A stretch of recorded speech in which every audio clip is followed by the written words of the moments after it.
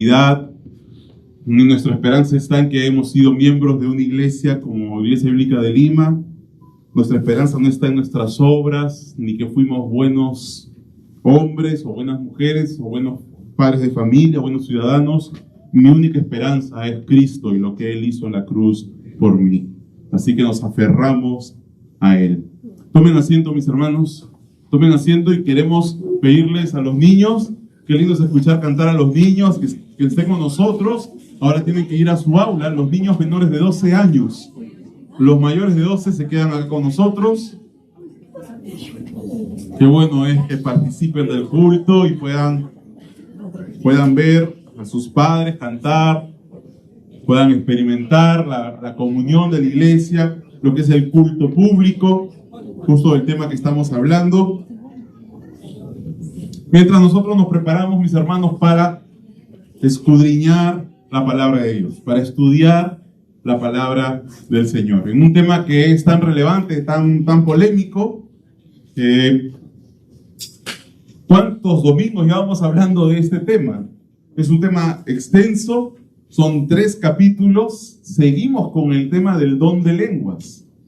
Y el Espíritu Santo le dedicó 3 capítulos porque sabía lo problemático, sabía lo importante que sería este tema para la iglesia de hoy. El tema del don de lenguas es un tema muy importante. Y quisiera empezar por cómo se expresan y cómo se califica cuando sucede el que en un culto público se presente que hayan varias personas hablando en lenguas al mismo tiempo. Y por ejemplo, en el lugar que esto empezó, o fue uno de los precursores del movimiento carismático moderno, que es la calle Azusa, ahí en Los Ángeles, la calle Azusa en Los Ángeles, hay algunos cronistas que han podido de alguna manera describir lo que estaba pasando y ellos lo describen con estas palabras. Por ejemplo, Frank Bartelman dice: el Señor había soberanamente concedido esta manifestación con el derramamiento del resto del aceite, a veces sin palabras, otras veces en lenguas. El efecto era maravilloso sobre el pueblo.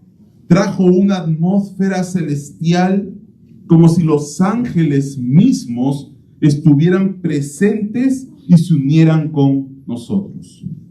Otro testimonio del mismo evento en la calle Azusa dice: cientos de personas hablando en lenguas. Dios había venido a cumplir su obra. Era una señal visible de la presencia de Dios y de su acción en ese lugar. Como esto se extendió a todo el mundo, por ejemplo, esto llegó hasta Suiza, y en una reunión pentecostal en Suiza, una joven comenzó a cantar en lenguas y ella era soprano. Y una testigo que se llamaba Madame Seifer dijo: esto era música celestial. Y lo mismo pasa hoy.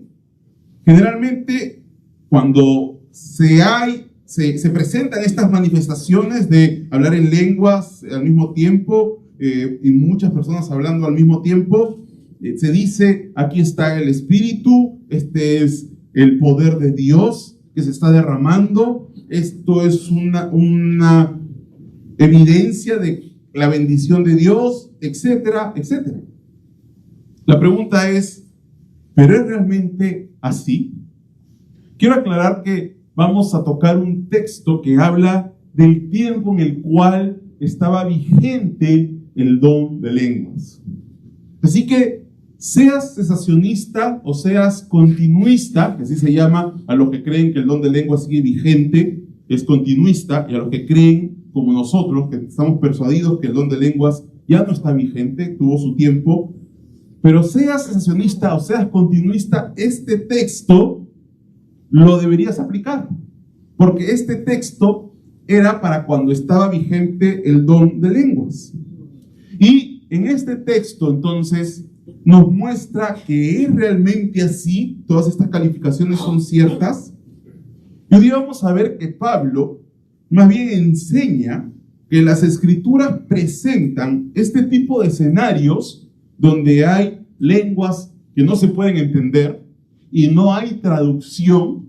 Presentan este tipo de escenarios como no algo positivo, sino más bien algo negativo y que comunica desaprobación y juicio de parte de Dios. Y para enseñarles esto, les escribe lo siguiente a los corintios. Y vamos a 1 Corintios capítulo 14, 1 Corintios capítulo 14, versículo 20. 1 Corintios capítulo 14, versículo 20. Hermanos, no seáis niños en el modo de pensar, sino sed niños en la malicia, pero maduros en el modo de pensar. En la ley está escrito: en otras lenguas y con otros labios hablaré a este pueblo, y ni aún así me oirán, dice el Señor. Así que las lenguas son por señal no a los creyentes, sino a los incrédulos. Pero la profecía no a los incrédulos, sino a los creyentes. Si pues toda la iglesia se reúne en un solo lugar y todos hablan en lenguas y entran indoctos o incrédulos, ¿no dirán que estáis locos? Pero si todos profetizan y entra algún incrédulo o indocto, por todos es convencido, por todos es juzgado, lo oculto de su corazón se hace manifiesto, y así, postrándose sobre el rostro, adorará a Dios, declarando que verdaderamente Dios está entre vosotros. Oremos, mis hermanos. Oremos. Padre Santo, queremos seguir escudriñando tu palabra. Te adoramos, Señor, y sabemos que tú eres el omnisciente y sabio Dios, el amoroso Dios que has tú diseñado tu iglesia. Y Jesucristo es la cabeza de la iglesia, el cual gobierna su iglesia por medio de su palabra, para que todos obedezcamos y nos sometamos al señorío de quien es la única autoridad absoluta de la iglesia, que eres tú, Señor Jesucristo. Y tu voz está aquí en este texto sobre cómo quieres tú que sea tu iglesia. Por eso, enséñanos los argumentos, los criterios, los conceptos, los principios que este pasaje nos enseña para que podamos aplicarlos, para que podamos ser con misericordia, pero con verdad, con fidelidad, entendidos, y podamos también enseñar a otros. Bendice tu palabra en esta tarde, Señor. En el nombre de Jesús. Amén. El contexto, mis hermanos, es el don de lenguas. Es el tema que está tratando Pablo de manera ya explícita en todo el capítulo 14. Es un tema que Pablo está respondiendo por carta a preguntas que le llegaron también por carta. Estaban consultando sobre el tema del don de lenguas, ya que este tema estaba presentando serios abusos en la iglesia de Corinto. Pablo empezó tocando este tema, primero dejando claro cómo los dones deben funcionar. Los dones tienen que ser como un cuerpo. En cuanto a los dones, la iglesia es un cuerpo, es un cuerpo espiritual, es un cuerpo que tiene, nosotros somos los paralelos de los órganos de cada cuerpo, y cada órgano tiene una función que tiene que cumplir. Si todo el cuerpo fuera estómago, por ejemplo, se muere el cuerpo, y es por eso que se tiene que cumplir las funciones y los dones, por lo tanto, de acuerdo a cada necesidad que tiene el cuerpo. No todos pueden tener el mismo don, y el don se debe ejercer para el beneficio del cuerpo, no de nosotros mismos. En segundo lugar, Pablo habló del amor, cómo los dones sin amor se vuelven algo inútil, y que el amor es superior a cualquier don. Ese es todo el capítulo 13, que es una amonestación de que los corintios deberían practicar el amor en cómo ejercen sus dones en la iglesia. Y por último, en el capítulo 14, Pablo aplica el amor al tema ya del don específicamente de lenguas. Prioriza el don de lenguas. Entonces, si se aplica en amor para el tiempo en que estaba vigente, priorizaría edificar a la iglesia antes que un ejercicio egoísta. Para dejar luego claro, Pablo, que el don de lenguas sin interpretación no edifica, y por lo tanto, al no edificar y violentar el principio del amor y el principio del cuerpo, el don de lenguas sin interpretación es incompatible con el culto público. Es incompatible con el culto público. Por lo tanto, mis hermanos, las lenguas sin interpretación no eran una señal de aprobación y bendición de parte de Dios.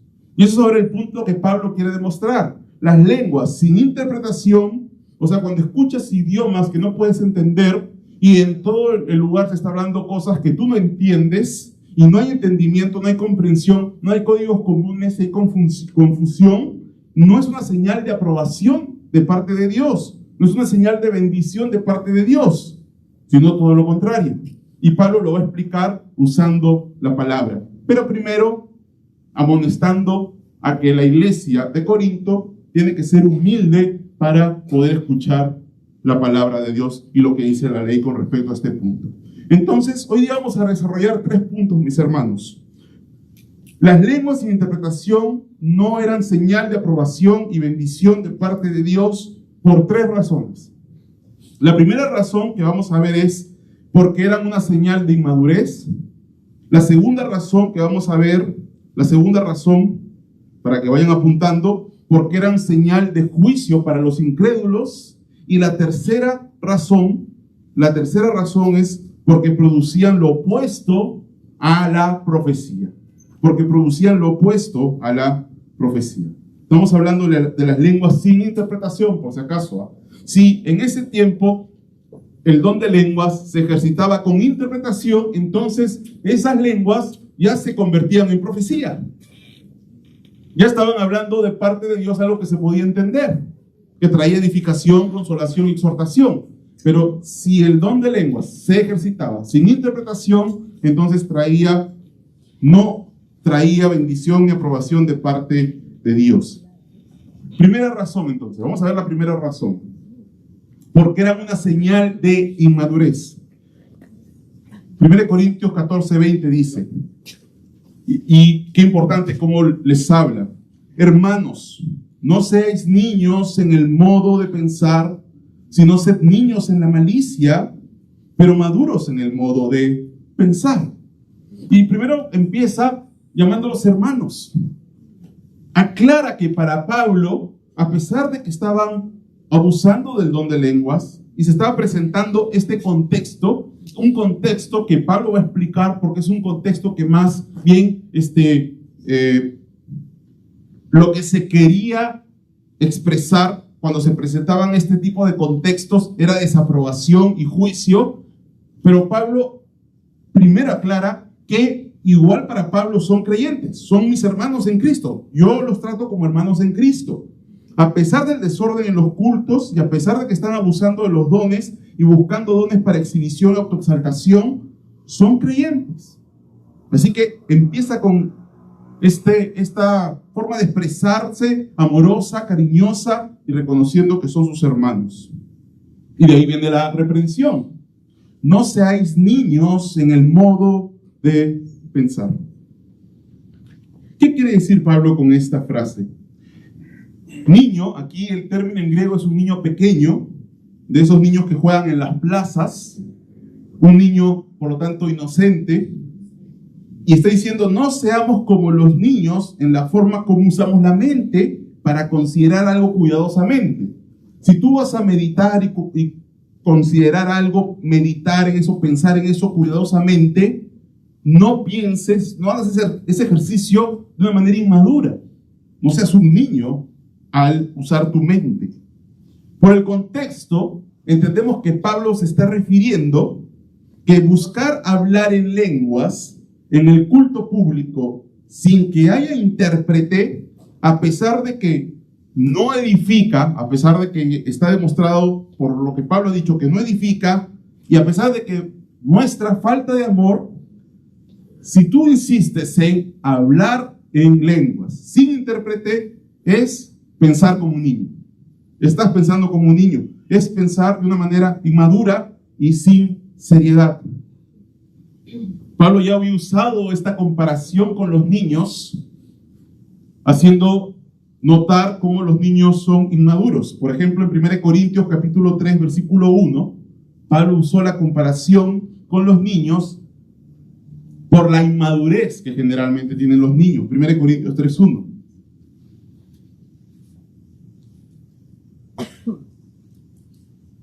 Entonces Pablo está diciendo, no sean inmaduros. Y en 1 Corintios 3, 1, explícitamente explica que la comparación con la niñez tiene que ver con la inmadurez.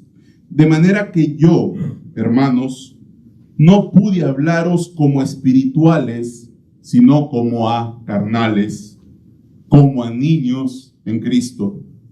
Os di a beber leche y no vianda, porque aún no erais capaces, ni sois capaces todavía. Ahora, atención a este pasaje, porque lo que después Pablo va a citar de la ley está muy relacionado y hay un paralelo con esto. Lo que Pablo va a citar después de Isaías presenta un panorama similar. Os di a beber leche y no vianda, porque aún no eras capaces, ni sois capaces todavía. Así que acá no solamente está la parte de la inmadurez de un niño, sino también la parte de la capacidad de un niño, ¿no? Los niños toman leche porque no han desarrollado su capacidad para asimilar los otros alimentos. Es un tema biológico, ¿cierto? Así que aparte de la inmadurez está el tema de la capacidad. Versículo 3. Porque aún sois carnales, pues habiendo entre vosotros celos, contiendas y disensiones, ¿no sois carnales y andáis como hombres? Porque diciendo el uno, yo ciertamente soy de Pablo, y el otro, yo soy de Apolos, ¿no sois carnales? Y por supuesto, no está diciendo aquí que hay cristianos que en esencia es su naturaleza ser carnales, ¿no? Sino que son cristianos que están comportándose de una manera inmadura. Es la inmadurez del cristiano. Quiero aclarar aquí que no significa que hay creyentes que pueden tener a Cristo en el corazón, pero no sentado en el trono de su corazón, que a veces se compara eso con un cristiano carnal. El cristiano carnal es alguien que va a la iglesia, pero vive una vida carnal. Eso no es lo que está diciendo Pablo acá, por supuesto. Está diciendo cristianos que están mostrando inmadurez por la forma como están compitiendo entre ellos, están teniendo envidia, están teniendo partidos. Y la inmadurez de los corintios se expresaba en ese ámbito de los partidos por sus celos, sus contiendas y cómo se identificaban de una manera pecaminosa, partidaria, con algunos líderes. Y esto, por supuesto, con una motivación de verse superiores a sus hermanos. Porque yo sigo a un líder mejor que tu líder. Una cosa así, ¿no? Como esos niños que se pelean, ¿no? Mi papá le pega al tuyo, ¿no? No, mi papá le pega al tuyo. No, pero que mi papá sabe karate. No, pero mi papá trabaja como policía y puede ir y meterlo preso. Y los niños se pelean así a veces en el colegio. Me acuerdo cuando era niño, ¿no? Y es por la inmadurez, ¿no es cierto? Los niños son inmaduros. Los niños también tienen sus facultades sin desarrollar. No han desarrollado sus facultades. Y por eso en 1 Corintios capítulo 13, Pablo vuelve a usar la comparación con los niños, pero ya hablando de la falta de desarrollo que tienen los niños en sus facultades. 1 Corintios 13, 11. Dice, cuando yo era niño, hablaba como niño, pensaba como niño, juzgaba como niño, mas cuando ya fui hombre, dejé lo que era de niño. Ahora vemos por espejo, Entonces es el paralelo con el niño, ¿no es cierto?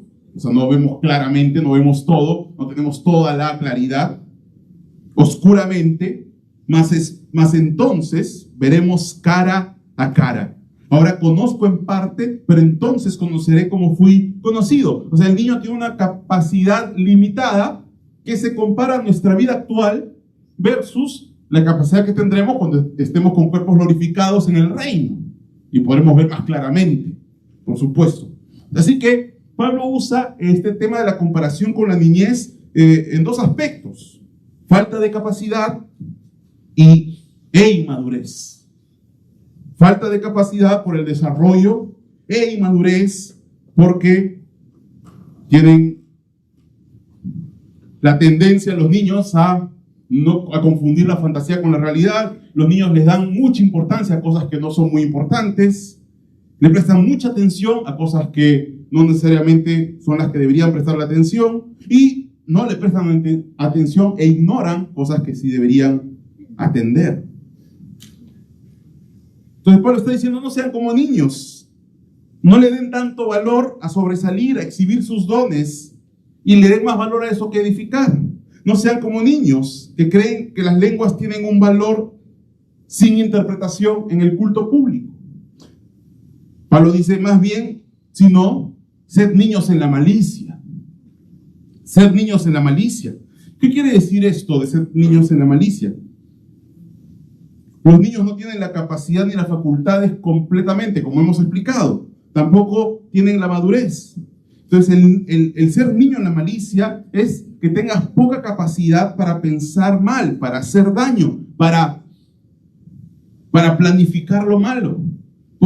Que no seas un experimentado, un astuto, una persona que está constantemente viendo cómo puedo terminar saliéndome con la mía, ¿no? Hay gente que se vuelve experta y va desarrollándose y se vuelve en esto astuto. No te ejercites, no busques intencionalmente ser un experimentado y bueno en torcer, en desviar, en viciar algo para hacerlo malo, sino al contrario, sé como un niño, porque no te quieres dedicar, no quieres ocupar tu mente en lo incorrecto, en lo malo y en lo dañino. Pablo está diciendo: no se dediquen a volverse unos expertos en cómo torcer y terminar más bien logrando lo malo, y más bien se están volviendo unos niños en lo que sí deberían ser unos expertos, y es la forma de pensar. Si no, sed niños en la malicia. Ahora, ¿por qué dice Pablo esto? Si nosotros podemos repasar el contexto de Corintios, en Corintios, ellos, por ejemplo, justificaban el pecado que había entre ellos de inmoralidad. Había un caso de incesto dentro de la iglesia, y ellos se envanecían en vez de llorar por ese pecado y tener un dolor. En 1 Corintios 5:2 dice: y vosotros estáis envanecidos. ¿No debierais más bien haberos lamentado para que fuese quitado de en medio de vosotros el que cometió tal acción? Se envanecieron con el pecado. Ellos estaban, en vez de ser niños para la malicia, ellos estaban volviendo astutos, maduros, adultos, para justificar el pecado, por ejemplo. En 1 Corintios 6:12, Pablo usa algunas de las frases que los corintios mismos usaban para justificarse. Miren cómo ellos comenzaron a desarrollar, cómo racionalizaban y usaban la misma palabra o las enseñanzas. Algunos dicen que eran enseñanzas que el mismo Pablo les había dado, pero las comenzaron a usar, el conocimiento lo comenzaron a usar para el mal. En 1 Corintios 6:12 dice: todas las cosas me son lícitas, mas no todas convienen. Todas las cosas me son lícitas. Y aquí aparentemente Pablo está repitiendo frases que ellos usaban. Mas yo no me dejaré dominar por ninguna. Y Pablo corrige, ¿no? Las viandas para el vientre y el vientre para las viandas. Y esto aparentemente las frases también de ellos, ¿no? Para justificar la inmoralidad sexual usaban frases como esta: las viandas para el vientre y el vientre para las viandas. O sea, es una necesidad fisiológica, pues, ¿no? Es una necesidad biológica. Entonces, un adulto para la malicia es el que comienza a aprender y comienza a entender pero el conocimiento lo comienza a usar no para ser una persona más dócil, no para ser una persona más criticable, más enseñable, sino al contrario, es un arma para que cuando alguien venga y le diga que está mal, tiene muchas más defensas para no escuchar. Entonces los corintios estaban cayendo en eso. Ellos habían recibido muy buena doctrina, muy buena enseñanza de Pablo, de Apolos, habían tenido los mejores maestros de Cefas, y el conocimiento había hecho que ellos más bien terminen envaneciéndose con respecto a la inmoralidad, justificando la inmoralidad. Y muchos buscan conocimiento, pero si no hay un adecuado carácter, el conocimiento más bien los hace menos reprensibles, más capaces de argumentar contra la verdad, más capaces de defenderse. Y este era uno de los problemas de los corintios. Por eso es que en 1 Corintios 8.1, miren 1 Corintios 8.1, ellos se habían vuelto experimentados para el mal. Dice: en cuanto a lo sacrificado a los ídolos, sabemos que todos tenemos conocimiento. El conocimiento envanece, pero el amor edifica. Si alguno cree que sabe algo, no ha aprendido todavía como lo debe saber. Es una reprensión a lo que estaba pasando en Corintios. Su conocimiento los estaba envaneciendo, convirtiendo en personas cada vez más duras e incapaces de recibir consejo, de ser criticables o redarguibles. En 1 Corintios 3:18, por eso Pablo les advierte: no lo busquen por tiempo, apúntenlo. Dice: nadie se engaña a sí mismo. Si alguno de vosotros se cree sabio según este mundo, hágase necio a fin de llegar a ser sabio. 1 Corintios 4:18 después les dice: mas algunos están envanecidos como si yo nunca hubiese de ir a vosotros. Entonces Pablo ve necesario, antes de ir a la ley, antes de citar las escrituras, que ellos tengan un corazón humilde para escuchar, porque ya sabe que por el conocimiento ellos lo que pueden hacer es agarrar todo su conocimiento, agarrar el nuevo pasaje que va a venir ante ellos para redarguirlos, y con su conocimiento usar su conocimiento para darle la vuelta al pasaje, racionalizarlo y terminar endureciéndose más bien. Y es por eso que el conocimiento sin un correcto carácter más bien te vuelve experto en la malicia. Te da más armas. El conocimiento da poder, poder sin carácter. Y estoy hablando de conocimiento bíblico, de sana doctrina. Y por eso que mientras estamos aprendiendo doctrina aquí en la Academia Bíblica los domingos, los miércoles, y escuchando las prédicas expositivas, cuidemos nuestro corazón para que esto no sirva para hacernos adultos para la malicia, sino que nos mantenga siempre sumisos, criticables, enseñables.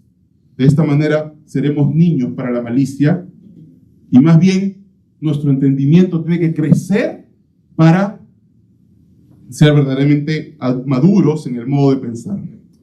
Pablo dice: pero sean maduros en la forma de pensar. Y cuando dice sean maduros en la forma de pensar, se está refiriendo a lo que en el siguiente versículo Pablo va a enseñar. O sea, les voy a dar conocimiento que es madurez, pero si ustedes ese conocimiento lo toman con humildad. Y en 1 Corintios, en el versículo 21, 14-21, 1 Corintios 14-21, ahí está el conocimiento que Pablo les está dando, que si ellos lo toman con humildad, van a crecer en madurez, van a madurar en su forma de pensar. 1 Corintios 14-21 dice: en la ley está escrito, por hombres de lenguas extrañas y por boca de extraños hablará este pueblo, y ni aún así me escucharán, dice el Señor. Así que las lenguas son una señal, no para los que creen, sino para los incrédulos. Pero la profecía es una señal, no para los incrédulos, sino para los creyentes. Pablo dice: les voy a dar doctrina, les voy a dar enseñanza, les voy a dar nueva información para que sean maduros en la forma de pensar, Vamos a profundizar, vamos a pasar de la leche a la carne. Vamos a ver doctrina un poco más profunda para que sean maduros en la forma de pensar. Pero no sean maduros en la malicia y terminen más bien dándole la vuelta y racionalizando y buscando con todo su conocimiento negar las verdades que les voy a decir. Mis hermanos, tengamos cuidado con nuestro conocimiento. El conocimiento es bueno. El pueblo perece por falta de conocimiento. Y conocer a Dios es la vida eterna. Y conocer a Cristo es la vida eterna. Pero el conocimiento también puede envanecer. Si no tenemos un carácter adecuado.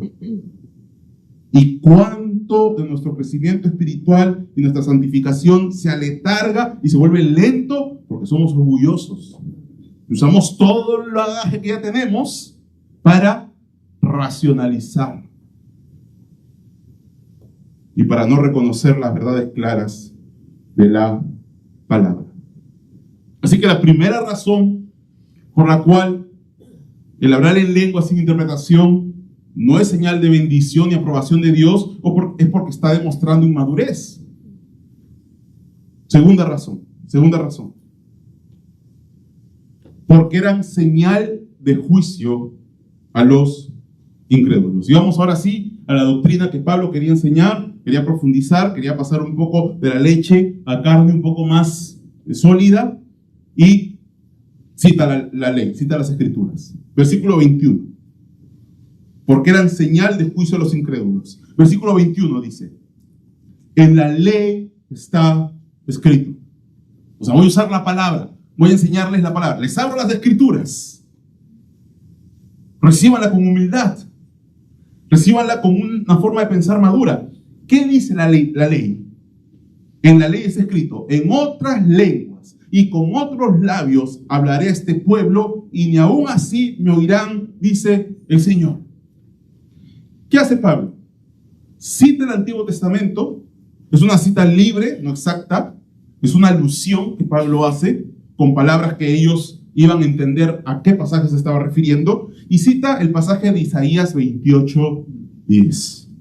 Y vemos Isaías 28:10 para ver qué es el principio que Pablo quería enseñar sobre las lenguas.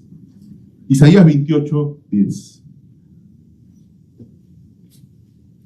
Ese pasaje es muy interesante. Dice: porque mandamiento tras mandamiento, mandato sobre mandato, renglón tras renglón, línea sobre línea, un poquito allí, otro poquito allá.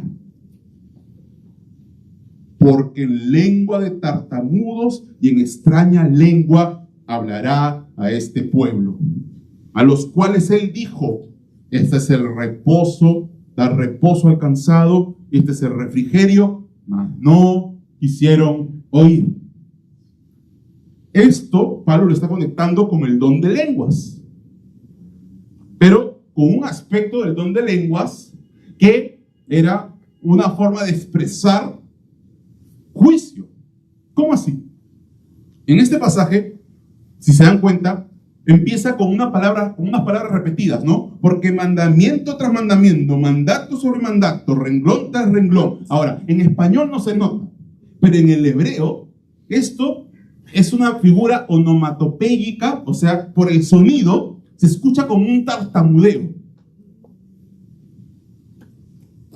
Lo que está acá diciendo Isaías es que el pueblo de Israel, cuando Isaías les hablaba, el pueblo de Israel lo remedaban a Isaías. Lo remedaban burlándose, tartamudeando, algo así, ¿no? O sea, como una forma, no solo de falta de respeto, porque no estaba hablando Isaías, estaba hablando Dios. No solo una falta de respeto, sino que los del pueblo de Israel, los escribas, los sabios, los maestros, los levitas, se sentían ofendidos porque le decían a Isaías: tú nos hablas como a niños, tú nos hablas cosas básicas, como si fuéramos bebés. Y claro, Isaías les tuvo que hablar como a niños, las cosas básicas, porque se habían vuelto tardos para oír. Eran inmaduros para escuchar. Y encima le remedaban a Isaías burlándose. haciendo escarnio de él. Entonces Dios dice, como juicio, así como ustedes imitan a Isaías como si fuera un tartamudo, como juicio les voy a enviar un pueblo que hable un idioma que a ustedes les parecen tartamudos, pero ellos los van a destruir. Van a aprender de ellos. O sea, van a terminar escuchando realmente tartamudos, pero que los van a escuchar para juicio. En Isaías 33:19, escuchen, Isaías 33:19, ahí se aclara cómo ellos consideraban las lenguas de los babilonios y los asirios. En Isaías 33:19, miren lo que dice. No verás a aquel pueblo orgulloso, pueblo de lengua difícil de entender, de lengua tartamuda que no comprendas. O sea que ustedes remedan a mi profeta, pues les voy a enviar a los que ustedes consideran tartamudos para que, así como no me escucharon cuando les hablé fácil como a niños, pues van a escuchar cosas que no entiendan. Idiomas que son para ustedes de tartamudos. El idioma de los asirios y de los babilonios como juicio. Cuando escuchen esos idiomas, será la señal, será el indicio, será claramente para ustedes una señal de que están bajo juicio. Cuando escuchen idiomas que no entiendan, cuando vengan pueblos babilonios, asirios y los aprecien y ustedes no entiendan y estén en un contexto donde todo es confusión porque no entienden, ahí se darán cuenta que están bajo juicio. Entonces, Pablo, ¿qué quiere con esto enseñar? Uno de los principios, uno de los propósitos que siempre en el Antiguo Testamento se usó para denotar que alguien estaba bajo juicio es traerles lenguas que no entendían. Traerles lenguas que no entendían. Ahora, hay un asombroso paralelo entre Isaías y lo que está pasando en Corintios. Se burlaban de Isaías y se sentían ellos mucho más sabios como para escuchar a Isaías. Isaías les tuvo que hablar como a niños porque se habían vuelto tardos para oír.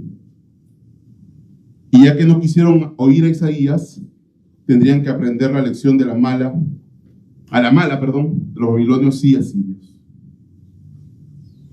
Ahora, mis hermanos, como toda profecía, y este es un principio importante para la profecía, el escorzo profético, ¿no? El valle que hay, el profeta ve un cumplimiento histórico que es la invasión de Babilonia y Asiria, y detrás del cumplimiento profético es porque como no quisieron mi reposo, ¿no? Porque no quisieron descansar el reposo, el refrigerio, entonces les mando como juicio estas lenguas tartamudas de Babilonia y Asiria. Eso se cumplió históricamente cuando los invadió Asiria y Babilonia al reino del sur, a Judá. Pero apuntaba a cuando venga el gran reposo de Dios. Y que no lo iban a escuchar tampoco. Y ese día, también una señal de juicio, una señal donde Dios les estaba diciendo al pueblo, miren, como ustedes han sido duros y no escucharon a su Mesías, no escucharon a Jesucristo, mi Hijo amado, entonces las lenguas son una señal de que ahora ya el pueblo exclusivo, el pueblo por medio del cual hablo, la única nación a través de la cual yo manifestaba mi palabra, ya no sería solo el pueblo de Israel. Ahora voy a tratar directamente con las naciones. ¿Se entiende? Entonces, las lenguas eran un indicativo, una señal de que el pueblo judío estaba bajo juicio. De que ya se le quitó el que sea el único pueblo, el único exclusivo a través del cual se revelaba, y ahora Dios iba a hablar a través de las naciones, con las naciones directamente. ¿Por qué? Porque el gran reposo, el reposo definitivo y pleno, el reposo escatológico del pueblo de Israel es Jesucristo. Venid a mí todos los que estéis trabajados y cansados, y yo los haré descansar. Y ellos rechazaron el reposo, así como lo rechazaron en el tiempo de Babilonia y Asiria.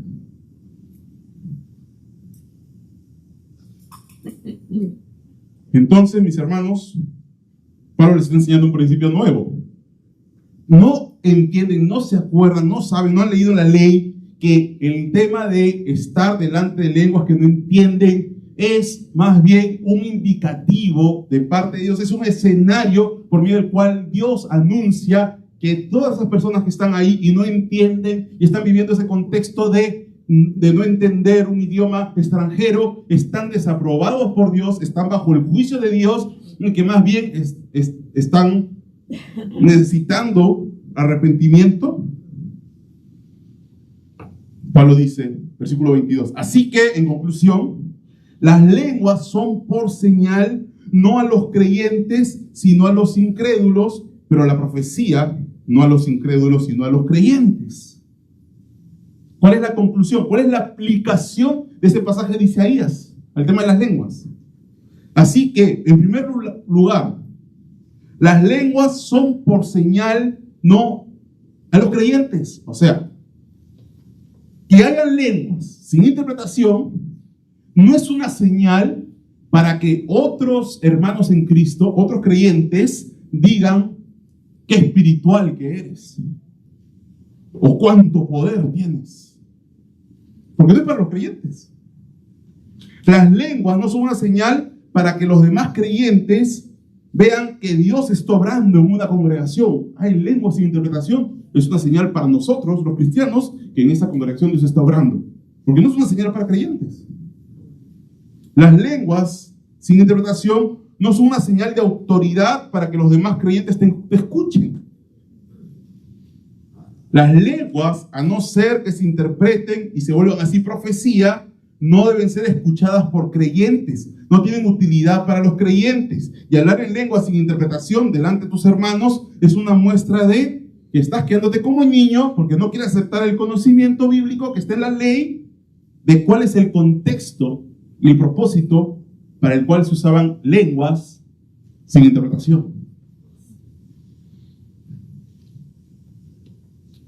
No es una señal para los creyentes. No es para que otras iglesias vean, wow, acá está el espíritu, wow, qué espiritual que eres. No, es algo para que tú le hagas ver a tus hermanos en Cristo algo. Las lenguas sin interpretación. Sino una señal a los incrédulos. Ahora, esta parte es la difícil, ¿no? ¿Cómo es que las lenguas es una señal a los incrédulos? ¿En qué sentido? ¿Qué quiere decir? Primero vamos a ver lo que no quiere decir, ¿ok? Que las lenguas sean una señal para los incrédulos no quiere decir, mis hermanos, que si aquí nos ponemos a hablar en lenguas sin intérpretes y viene un incrédulo, va a escuchar y va a decir, wow, milagro, me convierto a Cristo. No quiere decir eso. ¿Por qué? Porque Pablo mismo lo aclara en el siguiente versículo. En el versículo 23 dice, si pues toda la iglesia se reúne en un solo lugar y todos hablan en lenguas y entran indoctos o incrédulos, con una pregunta retórica, es una afirmación contundente, no dice, se convertirán. No, no dice eso. Dice, no, van a decir que están locos. Van a decir que están locos. Así que no quiere decir que como es una señal para los incrédulos, lo que significa es que van a convertirse. Y que hablemos en lenguas sin interpretación para que los incrédulos vean el poder de Dios y se conviertan. No, eso no quiere decir, porque el mismo Pablo explícitamente lo niega. ¿Qué quiere decir entonces? ¿Qué quiere decir? Que cuando hay lenguas que uno no entiende y no hay profecía, porque no hay interpretación, dado que solo hay confusión, es un escenario que Dios ha preparado para tiempos en los cuales Él quiere hablarle a un pueblo de que está en desaprobación, de que hay juicio y que hay desagrado de parte de Dios. Y principalmente esto era para el pueblo judío. Los corintios entonces están replicando un escenario que en la Biblia se presenta siempre en contextos de juicio, de desaprobación divina, de castigo inminente, pero ellos lo ponen como si fuera de bendición y aprobación. ¿No? A ver, para entenderlo. En algunos países se califica sobre 10, ¿no es cierto? Acá se califica sobre 20. Imagínense que un niño que viene de otro país y que en su colegio de otro país le calificaban sobre 10, llega a su clase, le toma un examen y se saca 0,8. Y él se pone contento. ¡Me saqué 0,8! ¡Wow! Y vamos a su papá, papá, mira, me saqué 0,8. Su papá dijo, vamos a celebrar tu 0,8. Porque su papá también viene de ese contexto, ¿no es cierto? Y todos contentos se van a celebrar, están celebrando su 0,8. ¿Por qué? No se dan cuenta que más bien está desaprobado. Por ignorancia está celebrando su desaprobación. Entonces, es parecido a lo que estaban haciendo los corintios. Estaban replicando. Ahora es claro que ellos eran creyentes. Pablo no está diciendo ustedes son inconversos, sino que siendo inconversos por ignorancia están replicando un contexto de inconversos, un contexto de juicio y desaprobación. Y es más, se sienten orgullosos de eso. Entonces no sean niños, les dice, en su forma de pensar. Es falta de madurez por falta de entendimiento del propósito de las lenguas cuando no había interpretación. Pero la profecía, no a los incrédulos, sino a los creyentes. En contraste, cuando Dios aprueba, cuando Dios bendice a un grupo, que es una iglesia donde hay pureza, porque la mayoría ahí son cristianos, no todos son verdaderos creyentes, Dios lo que va a enviar como una muestra clara de señal de que ellos son creyentes y esto es para los creyentes, es que ¿qué les va a enviar? Edificación entendible, profecía, para que disfruten la gloria de Dios y de la gracia y se edifiquen diariamente y sean consolados, exhortados, edificados. La señal, la muestra, la evidencia de que un lugar hay creyentes es que se va a priorizar no el show, no el espectáculo, no lo curioso, no lo sensorial. Oye, miren lo que está pasando acá, qué curiosidad, vamos a ver. Vamos a despertar el morbo, vamos a despertar la curiosidad. Gente va a ir porque, wow, esto es algo raro. Pero cuando más bien hay creyentes, no se va a tratar de despertar eso. Van a querer profecía. Y Dios en aprobación y misericordia les va a mandar profecía, doctrina. ¿La profecía qué es? Doctrina, exposición de la palabra de parte de Dios para consolación, edificación, exhortación y ánimo. Así que las lenguas sin interpretación no eran aprobación de Dios porque demostraban inmadurez, no eran aprobación de Dios porque más bien eran señal de juicio a los incrédulos, y en tercer lugar, no eran aprobación de Dios porque producían lo opuesto a la profecía. Pablo concluye. Sí pues, ¿no? Sí pues, o sea, ya que les he dicho esto, entonces pues, lo concluyente, la conclusión es, si toda la iglesia se reúne en un solo lugar, de aquí se entiende que la iglesia se reunía en casas, pero había momentos en los cuales se reunían todos juntos en un culto público, y todos están en un mismo lugar, ¿no? Y todos hablan en lenguas, y entran indoctos o incrédulos, o sea, entran indoctos se refiere a gente que no está familiarizada, que no conoce, que no maneja esto de las lenguas. Puede ser o nuevos creyentes o incrédulos, nuevos creyentes que todavía nadie les ha explicado, no conocen esto del don de lenguas, o incrédulos. Si entran este público objetivo, estas personas, a este servicio, a este culto público, y todos están hablando en lenguas y todos están en un mismo lugar, lo que Pablo dice aquí es, no dirán que están locos. Y claro, es una afirmación. Y con eso Pablo está dando un acercamiento de lo que estaba pasando en Corinto. De a dónde se estaban dirigiendo los corintios. ¿Qué van a decir los incrédulos? Aquí está Dios. Aquí, esta es la presencia de Dios. Este es el poder de Dios. No, dice Pablo. Van a decir que están locos. En conclusión, este tipo de culto público es de tropiezo para los nuevos creyentes y para los inconversos.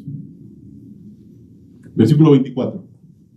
Pero, y aquí es el contraste, es lo diametralmente opuesto. Pero, si todos profetizan y entra algún incrédulo o indocto, por todos es convencido, por todos es juzgado. Ahora, ¿se entiende, mis hermanos, que en una iglesia no todos pueden hablar en lenguas? Pablo está poniendo acá una situación hipotética, porque no todos tienen el don de lenguas, porque Pablo ha explicado en el capítulo anterior algunos don de lenguas, a otros don de profecía. Si esto se presentaba en Corinto, entonces algunos estaban falseando el don. Pero ya sea que Pablo esté presentando una situación hipotética o algo que realmente esté pasando en Corinto, el propósito de Pablo es decir, esto está mal, esto no se debe hacer. Y a los incrédulos esto no le produce ningún beneficio, ni a la iglesia de Cristo, ni al evangelio, al contrario, porque la gente sale de ese lugar más bien blasfemando del evangelio de la iglesia, creyendo que están locos. Lo contrario es, si todos profetizan, ahora esto sí es posible, porque aunque es verdad que no todos tienen el don de profecía, profetizar es hablar en el nombre de Dios. Así que tú puedes agarrar la palabra y exponerla, y así no tengas el don de profecía, puedes profetizar si expones la palabra. Claro, los que tienen el don lo hacen empoderados con el poder del Espíritu Santo, de una manera especial, ¿no? Pero esto sí puede ser, que todos profeticen. Y si entran, en este caso, el segundo escenario, ¿no? Ahora todos están profetizando, y entra algún incrédulo o indocto, no va a haber nada raro, porque va a haber gente hablando en un idioma entendible, explicando y enseñando cosas, exponiendo, aclarando y explicando. Dice, por todos es convencido, por todos es juzgado. O sea, hay dos cosas que produce la profecía: exponer la palabra. Uno, convencimiento. Convencimiento. Lo que Pablo dice aquí en griego es reprobado. O sea, lo jalas, ¿no? 0500. La gente cuando entra a un lugar donde hay correcta predicación y hay don de profecía, no sale diciendo soy un campeón, ¿no? Me ha levantado la autoestima. No, el don de profecía dice estás jalado, estás reprobado, eres convencido, redarguido, convicto de pecado. Eso es lo que ocasiona una buena predicación, una sana enseñanza. Y esto Pablo lo pone como algo bueno, ¿no? No solamente por todos es convencido, sino y por todos es juzgado. O sea, se siente examinado. Se siente que está en la lupa, que todos lo están mirando. Ahora, eso se pone como si fuera algo malo ahora, ¿no? Pero aquí dice que eso es lo que produce la profecía. Que alguien se siente examinado, se siente juzgado, se siente denunciado en su pecado. Porque la profecía hace eso. Oye, ¿quién le contó a este lo que yo hago? ¿No? No, nadie le contó. Es la palabra de Dios que te está redarguyendo, te está haciendo ver tu alma delante del espejo de la palabra. Entonces hay contrición. Versículo 25. Siguiente fruto, producto de la profecía, dice: lo oculto de su corazón se hace manifiesto. ¿Qué más pasa? Se siente desnudo, o sea, se le caen las caretas, toda la protección, toda la armadura con la que había venido a la iglesia, se la quitan. La palabra de Dios, que es una espada de dos filos, penetra hasta lo más profundo y le demuestra las motivaciones más escondidas de su corazón. Se ve desnudo delante de Dios. Esa es una buena iglesia. Esa es una correcta iglesia. Y dice, no solo eso, siguiente fruto. Y así, postrándose sobre el rostro, adorará a Dios. El incrédulo caerá como la mujer adúltera que fue expuesta por la palabra. Caerá como a la mujer pecadora que le enjuagaba los pies a Cristo con sus lágrimas. Terminará como Pedro después de la pesca milagrosa que le dijo: apártate de mí, Señor, porque soy hombre pecador. Habrá dolor, habrá contrición.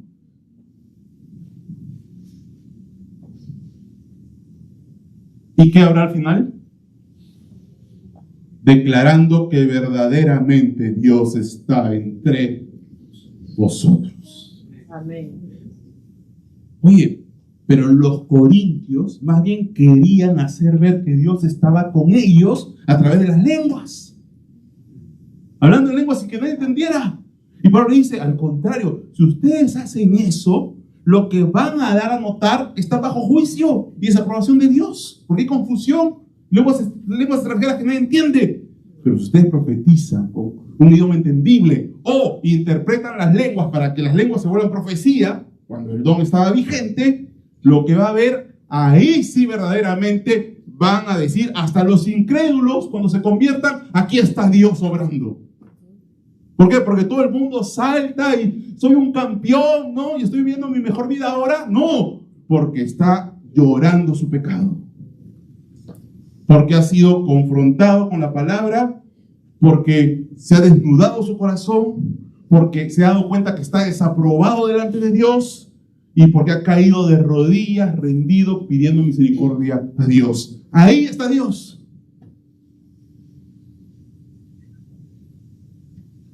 Porque lo primero que pasa cuando está Dios es convicción de pecado. Tú quieres ver si has tenido un tiempo con Dios realmente, donde has estado genuinamente en una intimidad con Él.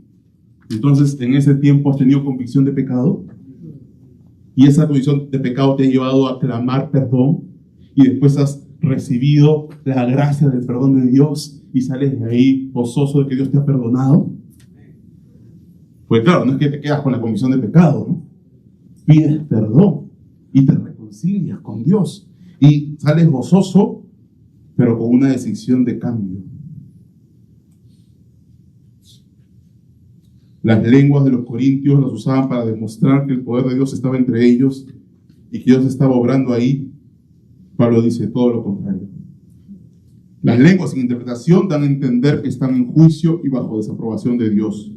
Pero con la profecía, los mismos inconversos pueden convertirse y declarar que verdaderamente Dios está entre vosotros. ¿Qué es una iglesia? ¿Cómo sabemos que Dios está obrando? ¿Cuándo sabemos que Dios está ahí y es su poder y su presencia la que se está manifestando? Cuando todos hablan en lenguas y nadie entiende, porque no hay interpretación. O cuando todos están arrepentidos y dolidos por su pecado y están arrodillándose diciendo: aquí Dios está entre vosotros. Por lo tanto, las lenguas sin interpretación no son señal de aprobación y bendición de parte de Dios, porque son señal de inmadurez, porque eran señal de juicio a los incrédulos y porque producían lo opuesto a la profecía. Ahí la gente salía diciendo: aquí están locos. Pero en el otro lugar donde hay profecía, la gente cae de rodillas diciendo: aquí realmente está Dios. Oremos, mis hermanos.